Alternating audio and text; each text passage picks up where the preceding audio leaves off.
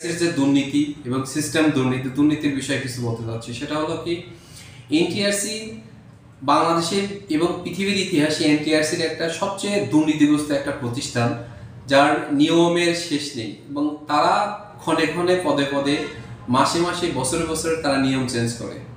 আমাদের 1 থেকে 12তম প্রথমেই এনটিআরসি 2005 সালে গঠন করা হয়।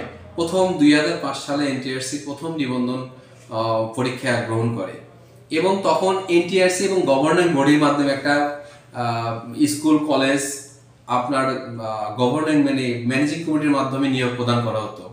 কিন্তু যারা দলীয়করণ ছিল, যারা দলের আওয়ামী লীগ করতো, আওয়ামী লীগ ফ্যামিলি ছিল, তারা নিয়োগটা পেয়েছে। এবং আমি এনটিআরসির সবচেয়ে বড় দুর্নীতি হলো যে আপনার এরা আজ পর্যন্ত 17টা পরীক্ষা নিয়েছে, 1 থেকে 17টা পরীক্ষা নিয়েছে। তার মধ্যে মাত্র 4টা গণবিজ্ঞপ্তি দিয়েছে। তার মধ্যে 1 থেকে 12তমদের মাত্র 2টাতে আবেদন করার সুযোগ দিয়েছে। আমার প্রশ্ন হলো যে যারা নিয়োগ পায়নি, যাদের নিয়োগ সার্টিফিকেট দেওয়া হয়েছে, এটা তার পরীক্ষার সার্টিফিকেট না, এটা নিয়োগ সার্টিফিকেট, নিয়োগযোগ্য সার্টিফিকেট, এবং সেখানে লেখা আছে he and she is eligible appointed to be certificate। এখন বিষয়টা হলো যে নিয়োগযোগ্য এবং নিয়োগের সে যোগ্য একজন প্রার্থী হিসেবে একটা সার্টিফিকেট দেওয়া হয়েছে। কিন্তু এনটিআরসির এই অনিয়মের কারণে এত অনিয়ম হয়েছে যে একটা ড্রাইভার কোটি কোটি টাকার মালিক হয়েছে, একটা চেয়ারম্যানের ড্রাইভার কোটি কোটি টাকার মালিক হয়েছে, একটা কম্পিউটার অপারেটর সে বিদেশ গেছে, সে কয়েকশো কোটি টাকার মালিক হয়েছে। আমার এখানে এনটিআরসি শুধু ড্রাইভার এবং কম্পিউটার অপারেটর না, এখানে যতগুলো চেয়ারম্যান, প্রতি বছরে বছরে চেয়ারম্যান চেঞ্জ করা হয়, প্রতি বছর বছর চেয়ারম্যান চেঞ্জ করা হয়। এই চেয়ারম্যানগুলো ছিল কারা? চেয়ারম্যানগুলো ছিল শেখ হাসিনা নিজস্ব লোক, আওয়ামী লীগের নিজস্ব লোক, যার কারণে যারা বিরোধী দল করছে, বিরোধী দলের সাপোর্ট করছে, যা বিরোধী দলের আওয়ামী লীগ ফ্যামিলি পরিবার ছাড়া যারা অন্য দলের, যারা ফ্যামিলি, যারা পিতামাতা বা আত্মীয় স্বজন অন্য দল করতো, বিএনপি জামাত অঙ্গ সংগঠন বা আদার্স দল করতো, তাদের নিয়োগ বঞ্চিত করে রেখে অন্য শুধু আওয়ামী লীগের নিয়োগ দেওয়া হয়েছে, আওয়ামী লীগের ফ্যামিলির লোকজনকে নিয়োগ দেওয়া হয়েছে। এখন আমার কথা হলো, যদি আপনি 17টা পরীক্ষা নেন, তাহলে 4টে গণবিজ্ঞপ্তি আপনি কিভাবে করতে পারেন? এবং আমাদের 2018 সালের আগে যারা পাশ করেছে তাদেরকে রাষ্ট্রপতি আদেশ, হাইকোর্ট থেকে একটা রায় হয়েছে, এবং হাইকোর্ট থেকে রায় হয়েছে, রাষ্ট্রপতি আদেশ বলে যে তাদেরকে নিয়োগ দিতে হবে।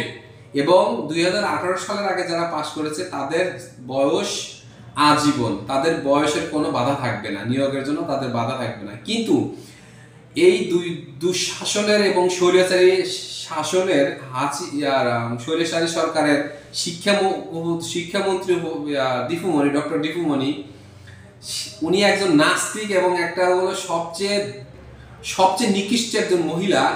সে নিজের ক্ষমতা বলে আমাদেরকে নিয়োগ বঞ্চিত করে, এবং হাইকোর্টের এবং তাদের সরকারের এবং তাদের ক্ষমতা প্রয়োগ করে হাইকোর্ট থেকে একটা রায় দেওয়া হয় যে আমাদের আর নিয়োগ হবে না, আমাদের বয়সের ঝামেলা আছে। কিন্তু রাষ্ট্রপতি আদেশ বলে 2018 সালের হাইকোর্ট থেকে আমাদের পক্ষে রায় হয় 2018 সালের আগে যারা পাশ করছে তারা নিয়োগযোগ্য এবং তাদেরকে সরাসরি নিয়োগ দিতে হবে, হাইকোর্ট থেকে রায় হয়। তো আমরা চাই মাননীয় প্রধান উপদেষ্টা এবং শিক্ষা উপদেষ্টার কাছে আমরা আবেদন করি যে এনটিআরসি নামে যতগুলো রিট হয়েছে এবং যতগুলো কেস করা হয়েছে, পৃথিবীর ইতিহাসে অন্য কোনো প্রতিষ্ঠানের নামে কেস করা হয়েছে কিনা। আমার একটাই তাদের কাছে, প্রধান উপদেষ্টা, শিক্ষা উপদেষ্টার কাছে দাবি যে 43, 40, 45 মার্ক পেয়ে যারা চাকরি করতেছে এবং 50 বছরও যারা নিয়োগ পেয়েছে, আগের 50 বছর পর আগে বয়সে যারা নিয়োগ পেয়েছে, যারা কমিটির মাধ্যমে নিয়োগ পেয়েছে, আমরা কেন 50, 60, 75, 70, 62, 50 মার্ক পেয়ে নিয়োগ পাবো না? কেন আমরা 40, 50 বছর চাকরি পাবো না? আমার পাশে যদি বসে আমার কোয়ালিফিকেশন, এমন কোয়ালিটি দেখে তার সেম কোয়ালিটি সেম কোয়ালিফিকেশন, সে যদি বাংলাদেশের একজন চাকরি করতে পারে, সে যদি বাংলাদেশের নাগরিক হয়ে সে যদি বাংলাদেশের সবকিছু সুযোগ সুবিধা ভোগ করতে পারে, আমি কেন বৈষম্যের শিকার থাকবো? কেন আমি নিয়োগ পাবো না? আমাকে নিয়োগ দিতে হবে। আমরা নিয়োগযোগ্য, আমরা নিয়োগের জন্য পুরো কোয়ালিফিকেশন অর্জন করে আসছি, পুরো কোয়ালিটি নিয়ে আসছি, আমাদের সার্টিফিকেট আছে, আমাদেরকে নিয়োগ দিতে হবে। আমরা যদি নিয়োগ না পাই, কোন বাংলাদেশ আমরা বিনির্মাণ করলাম, কোন বাংলাদেশ গঠন করলাম যে বাংলাদেশে আমরা নিয়োগ পাবো না? আমরা কেন নিয়োগ পাবো না? আমরা তো রোহিঙ্গা না, বাংলাদেশ থেকে আসিনি। বাংলাদেশের সর্বোচ্চ কর্মকর্তা, রাজস্ব বোর্ডের কর্মকর্তা, বাংলাদেশের যত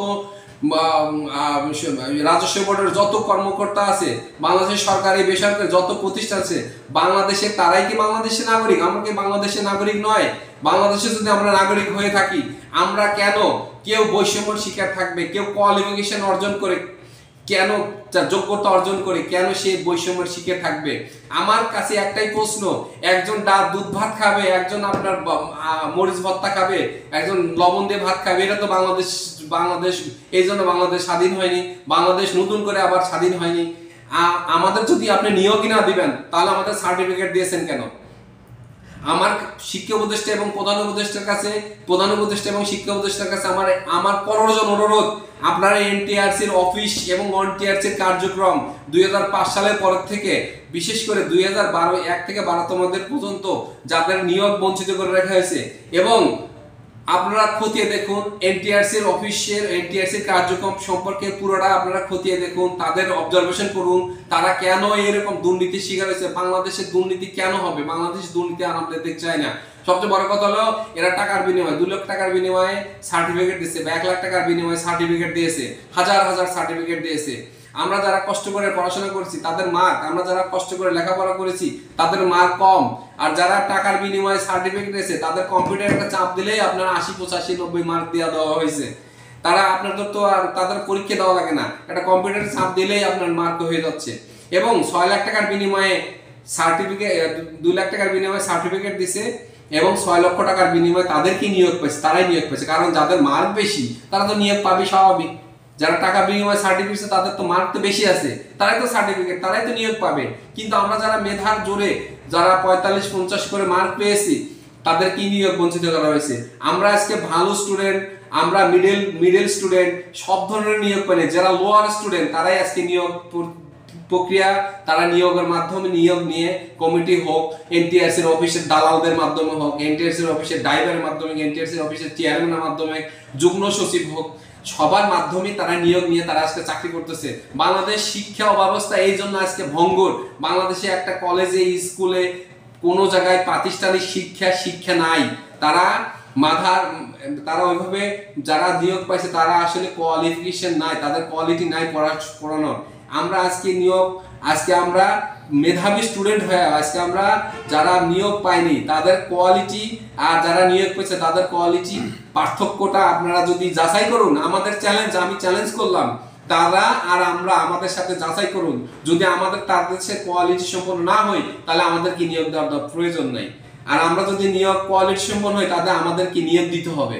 আমার লাস্ট অবজারভেশন, লাস্ট কথাই হলো, লাস্ট কোশ্চেন একটাই, বাংলাদেশের আমি একজন নাগরিক, বাংলাদেশে তারা একজন নাগরিক, তারা দুধ ভাত খাবে, আমি কেন মরিচ ভাত খাবো, লবণ ভাত খাবো?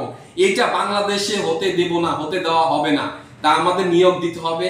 প্রধান উপদেষ্টা এবং শিক্ষা উপদেষ্টার কাছে আমার আবারও অনুরোধ, আপনারা যে বিষয়টা খুব পরীক্ষা নিরীক্ষা করে এবং অবজারভেশন করে এবং অডিট করে আপনারা জানেন এনটিআরসির দুর্নীতি এবং আমাদের কেন নিয়োগ বঞ্চিত রাখা হয়েছে। ধন্যবাদ আমনুল্লাহ ভাই, আপনি সুযোগ করে দিয়েছেন, আমি কিছু কথা, আমার মনের কিছু কথা বললাম। তো আল্লাহ হাফেজ, ভালো থাকবেন।